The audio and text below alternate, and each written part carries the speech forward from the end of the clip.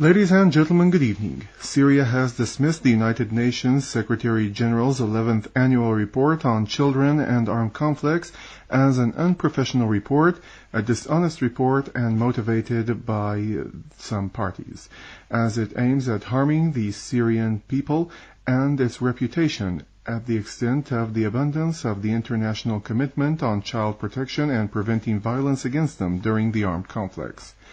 Delivering Syria's statement at the United Nations Secretary Council session, the Syrian permanent representative to the United Nations, Bashar al-Jafari, voiced deep concerns over the warning information included in the report by the outstanding United Nations Syrian General Special Representative for Children and Armed Conflicts in the area. He described the report as lacking the evidence and the facts and depending on the mere media-based anti-Syrian claims, wishing that the report makers would have at least taken into consideration the Syrian government's point of view. The Syrian ambassador also denounced the report's insistence on placing the full responsibility for the acts of violence against children in Syria on the security and military authorities, lashing out at the report's deliberate ignorance of the tens of other political and media reports and the testimonies of the non-governmental organizations which gave evidence on the armed terrorist groups resorting to using children within their ranks and forcing them to carry arms. The Ministry of Information has said that the helicopter crash yesterday in the Adra area over Damascus's countryside was due to an aircraft accident where the helicopter clipped the tail of a passenger jet belonging to the Syrian Airlines company. The ministry added that the control tower at the airport at the Syrian Airlines company confirmed that the passenger plane landed safely and all the 200 people on board were unharmed. Back to you, Lama. Thank you, Khalid. The armed forces carried out a qualitative operation in Bustan al-Qasr in the city of Aleppo in which they killed more than 100 Afghan terrorists who were stationed near Al-Fida al-Arabi school. The army unit targeted centers of the armed terrorist groups in the area of Bustan al-Qasr and Hanano in the city, killing and injuring a large number of terrorists. A unit of the armed forces took control of the schools of Sulaiman al-Halabi, Muaz bin Jabal and Ahmad Shawqi in the city of Aleppo. Another army unit clashed with the terrorist groups in Al-Jdeida area, killing 7 terrorists, including a sniper. A unit of the armed forces killed a large number of terrorists in the framework of pursuing terrorist groups in Arqub area. The terrorist weapons were seized. Another army unit targeted gatherings of terrorists in the area of Qadi Askar roundabout and inflicted heavy losses upon their ranks. A unit of the army clashed today with terrorists at Bustan al-Basha in Aleppo, killing a number of them, including 5 snipers. In Aleppo countryside, the armed forces conduct a qualitative operation targeting car equipped with Doshka machine guns for terrorists. The report said 15 cars were destroyed on the axis of Bab Aleppo, Khazlin Aleppo, and Azaz Aleppo. Another army unit destroyed a weapons and ammunition warehouse for terrorists in Mari, inflicting heavy losses upon terrorists. Security forces pursued a group of terrorists near Abdurrahman ad-Dumani school in Sultania in Homs countryside. A source in Homs said that the clashes with the terrorists led to the killing and injuring a number of them. Over to you, Khalid. Thank you, Lama. In the Damascus countryside, the armed forces carried out qualitative operations in the Yarmouk camp and the Palestinian camp, in which they arrested about 100 people. The armed forces continued pursuing the armed terrorist groups in the Hajar al-Aswad area in Damascus countryside, killing a number of terrorists and arresting others. A unit of the armed forces raided a den for the terrorists in the neighborhood of Al-Hajar al-Aswad in Damascus countryside, and they killed a number of them, and a field hospital for the terrorists was also found in the area. Another den in the Tishrin neighborhood in the area was raided by the armed forces, and a number of terrorists were killed and their weapons and military uniforms were seized during the operation. A unit of the armed forces destroyed 4 cars equipped with Dushka machine guns and a number of microbuses used by the terrorists in the Telbise town in the countryside of the Homs province.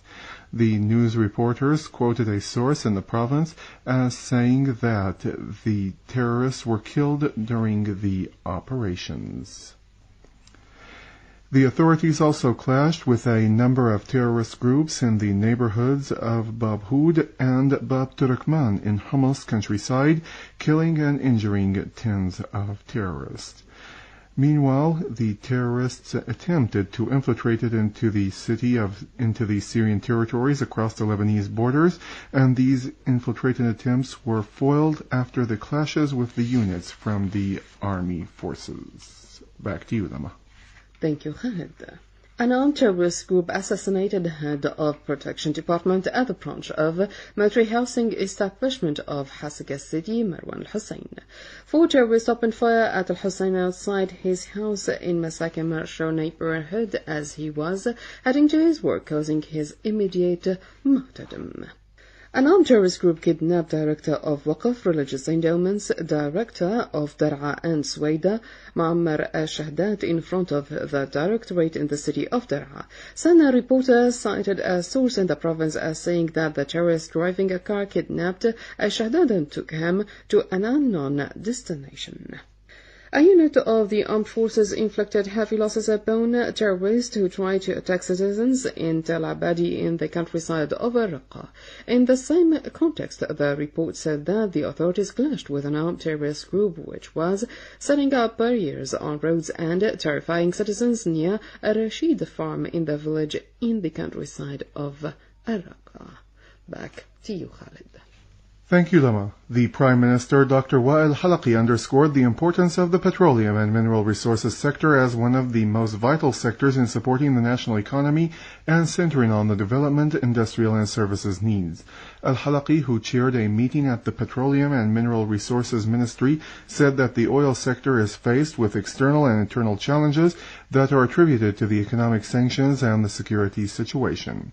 He also reiterated the government's commitment on backing the sector and smoothing over the difficulties that are facing it, and taking all the necessary measures and decisions that are needed to meet the citizens' needs. The Foreign and Expatriates Ministry expressed regret over Father Diagolo's lack of respect for his spiritual duties and his participation in the misleading campaigns against Syria which hosted from him years ago and facilitated his mission. In a statement, the ministry said that Father Paulo has spent 30 years in Syria and he witnessed the achievements made on the political, economic and social domains. And he is now on a tour to a number of countries where he is meeting officials and media outlets within the framework of the concerning media campaigns that are being backed by some suspicious parties. The statement said that Paulo's tour and his hateful statements came in response to the Syrian authorities' decision to exile him because of his deviation from the religious mission and his intervention in the Syrian internal life, which is serving the terrorist groups. Over to you, Lama. Thank you, Khalid. The Russian Foreign Ministry said that there is no alternative to the political settlement to the crisis in Syria, with the inevitable commitment to its sovereignty and non-interference in its domestic affairs.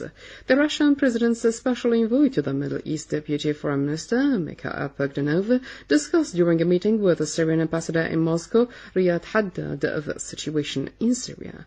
The statement of the ministry said that the Syrian ambassador affirmed Syria's readiness to go ahead in this direction, appreciating what a spokesman of the Russian Foreign Ministry, Alexander Lukashvili, called for giving the UN envoy to Syria, Lakhdar Ibrahimi, enough time to get acquainted with the situation in Syria and work actively with all foreign players and sides to find a solution based on UN resolutions, Annan Plan and Geneva Agreement. A Russian aircraft arrived in Damascus International Airport carrying on board 38 tons of food supplies in aid to the families affected due to the crisis in Syria. Deputy Director of the Emergencies Department at the Russian Ministry of Extraordinary Situations, Alexander Bogdanov, said the Russian government decided to send humanitarian aid to Syria out of the friendly relations between both countries. He noted that another aircraft scheduled to arrive tomorrow with a second batch of humanitarian aid will also be carried 38 other tons of food supplies, indicating the arrival of a third batch at a date to determine later. And now over to you, Khaled.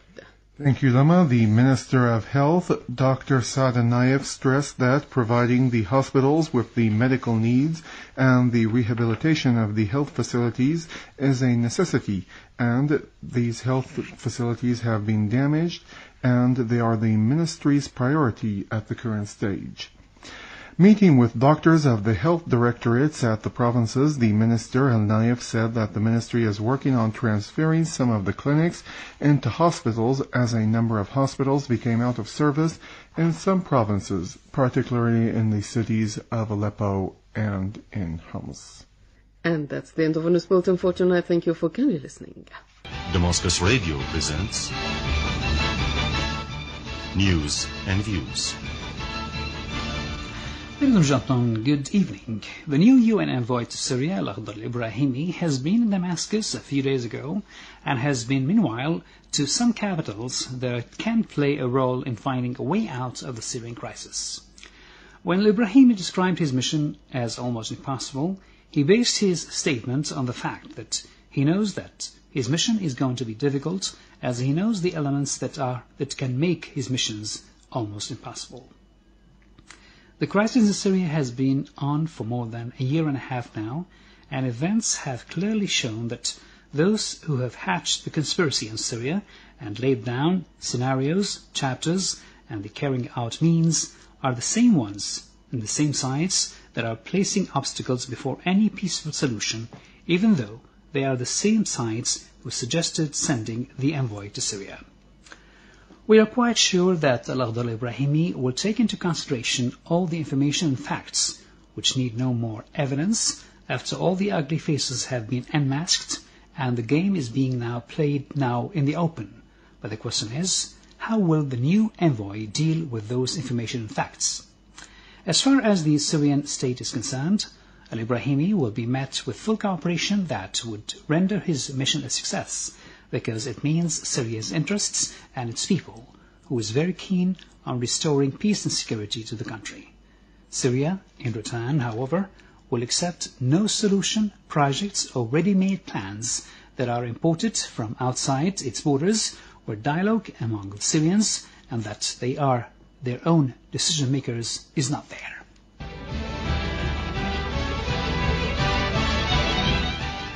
That was News and Views from Damascus Radio.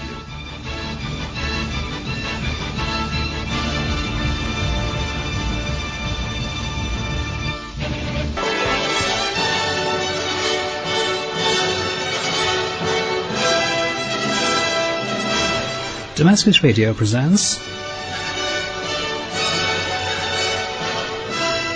Syrian Local Press Review. Ladies and gentlemen, good evening. The Syrian newspapers published today highlighted the following headlines and news items. 100 Afghani terrorists killed in Aleppo. 15 Dashka equipment cars destroyed. Terrorist center targeted in Aleppo countryside. The authorities pursue a group of terrorists in Sultaniya Homs countryside. 100 terrorists arrested in Damascus. Terrorist dens raided in Al-Hajj al-Aswad, Damascus countryside. Terrorist attempts to cross border from Lebanon foiled. Head of the production department at the military housing establishment in Hasaka assassinated. Al-Halqi government committed to backing petroleum and mineral resources sector. Foreign Ministry regrets Dallo Arogil's statements justifying terrorist acts committed by armed groups in Syria. Al-Jafari, the UN Secretary General's 11th report on children and armed conflict, is unprofessional and motivated by incitement against Syria. Information Ministry helicopter crashed after clipping passenger jet. Moscow, there is no substitute to the political settlement in the crisis in Syria. First batch of Russian air arrives with the 38 tons of food supplies. Haidar, political process in Syria crystallizing, security and safety, the way to improve citizens' economic and social life. Members of the Malaysian delegation, what has been broadcast by some media about events in Syria untrue. Rajani, US and regional countries supply terrorist groups in Syria with weapons. Chaos in Syria does not benefit the West. In its editorial, a Thawra newspaper dismissed the UN Secretary General's 11th annual report on children and armed conflict as unprofessional, dishonest and motivated by incitement, as it is aimed at harming Syria and tarnishing its reputation. The Daily voiced deep concern over the wrong information included in the report by the outgoing UN Secretary General's Special Representative for Children and Armed Conflict, Radhika Kumaraswamy, describing the report as lacking the evidence and facts and depending instead on mere media-based anti-Syrian claims, wishing that the report's makers would have at least taken into consideration the Syrian government's point of view.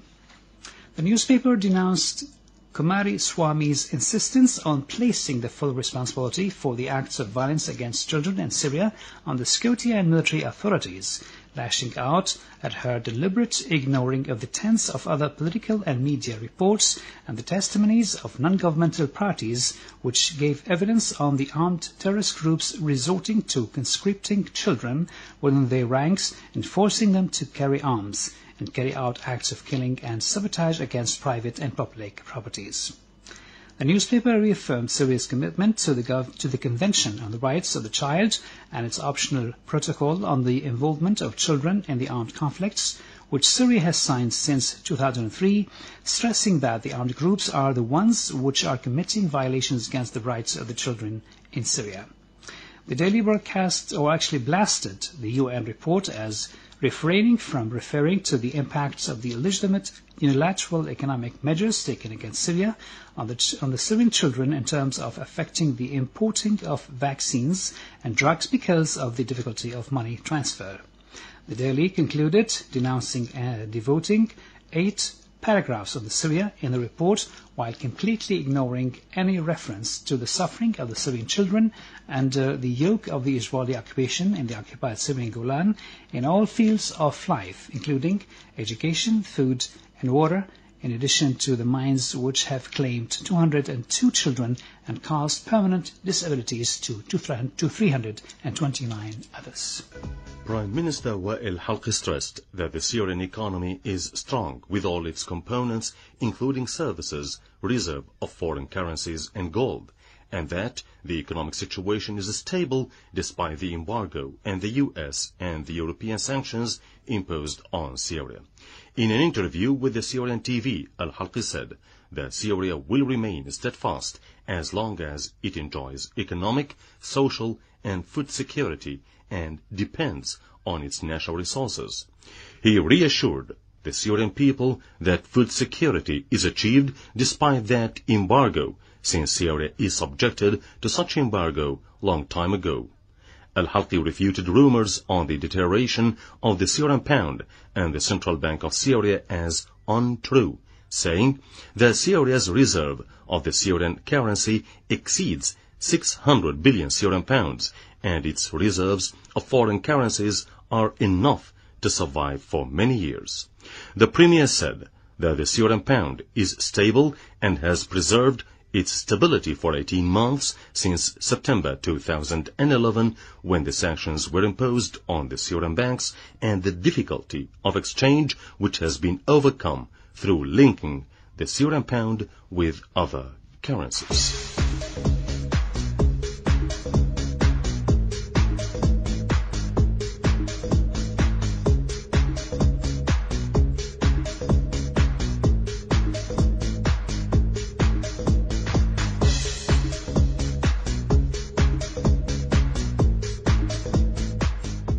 Chairman of the Moscow City Duma, Vladimir Platonov, highlighted the pivotal role Syria plays in the Middle East region, stressing the deep historical ties binding Damascus and Moscow.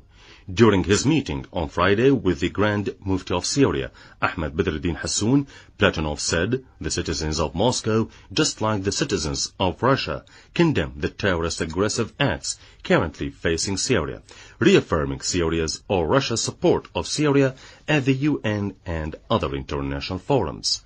Platonov also reiterated his country's rejection of any foreign interference in the internal affairs of Syria.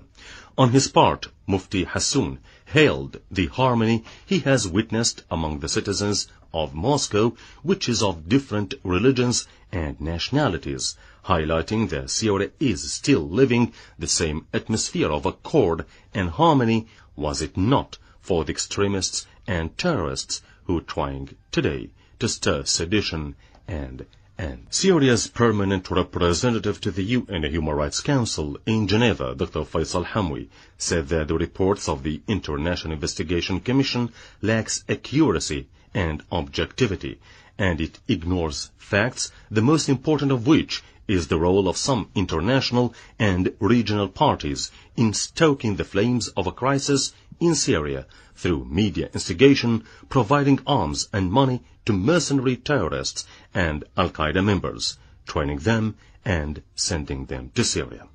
Al-Hamwi's remarks came during his speech before the UN Human Rights Council in Geneva on Monday. He added that it would have been better had the Commission accused the supporters of those murderers who live in the US, Qatar, Saudi Arabia and Turkey, and to remind these countries of their responsibilities according to the international law, the most important of which is not violating human rights through media. Ladies and gentlemen, good evening, and welcome to a new episode of our weekly program, Selected Readings.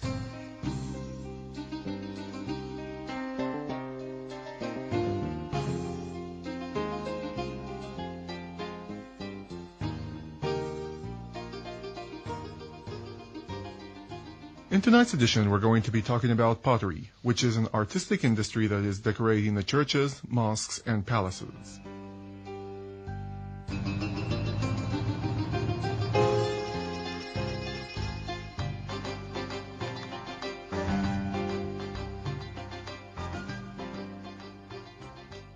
The pottery is an important part of the plastic art that began in an ancient artistic industry that has been used to decorate the churches, the mosques, and the palaces.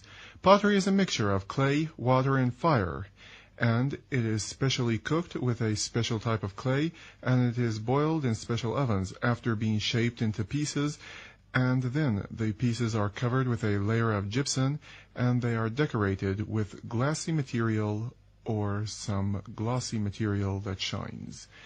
And they can also use colors in painting these pottery pieces, and they should endure high temperatures, rating between 850 and 1200 degrees.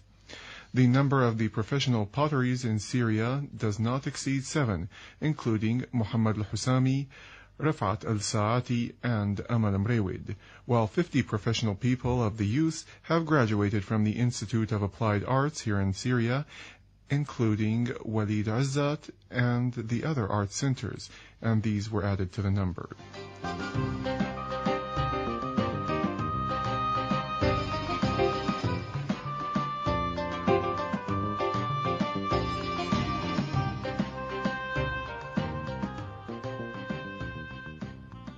The Institute of Applied Arts was established in the year 1987, where 10 students graduated annually. The director of the institute, Tariq al-Shawa, said that the subjects that are taught in this institute are the pottery formation, pottery manufacturing, pottery boiling, and chemistry, and a student could learn manufacturing pottery in all of the stages, Shawa pointed out, adding that the raw materials are provided to the students by the institute for free. The pottery expert, or the pottery artist, Rafat al-Shati, was born in the year 1940, and he said that he specialized in the pottery from Germany following the wheel way, which is the method that is taught to students, and it is one of the most common methods.